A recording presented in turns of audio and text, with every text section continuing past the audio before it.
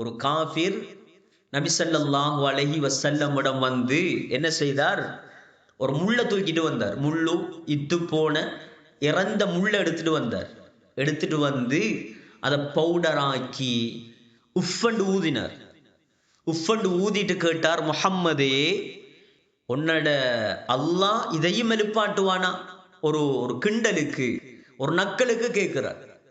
அல்லாஹ் உடனே ஆயத்திறக்கினான், அவலம் யரல் இன்சானு அன்னா خلقناஹு மின் நுத்ஃபத்தின் ஃபஇதா ஹுவ ஹஸீமும் முபீன் وضرب لنا مثلا ونسي خلقا قال من يحيي العظام وهي رميم قل يحييها الذي أنشأها أول مرة وهو بكل خلق عليم.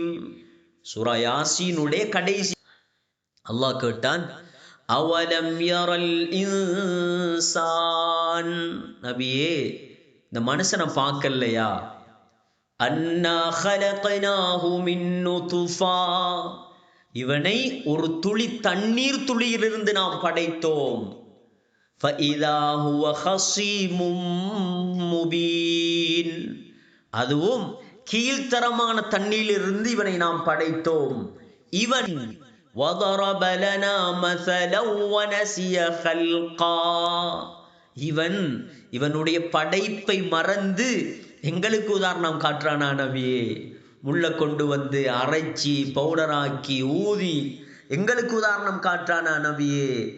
قال من يحيي العظام وهي رميم, இந்த முள்ளை யார் படைப்பான் என்று கேட்கிறானா? நபியே சொல்லுங்கள், قل يحييها الذي أنشأها أول مرة وهو بكل خلق عليم.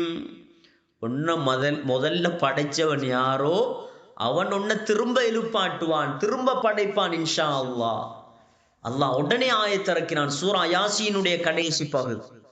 அல்லாஹ் மீள எழுப்பாட்டுவான். சகோதரர்களே, அந்த பயம், அந்த நடுக்கம் உள்ளத்தில் இருக்கும். அந்த பயம் இல்லாட்டி தான் இன்றைக்கு நினைச்சதெல்லாம் செஞ்சிடலாம். ஆனா காஃபிர்கள் மறுத்தது அதைத்தான்.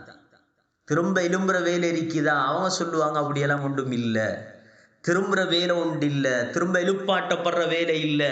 சகோதரிகளே, அல்லாஹ் எழுப்பாட்டுவான். எங்கட அப்பாமார், சாச்சாமார், சாட்சி, மாமா, மாமி, எங்களோட குடும்பத்தில் எவ்வளோ பேர் மௌத்தாக இருக்கிறான், முழு பேரையும் அல்லாஹ் எழுப்பாட்டுவான்.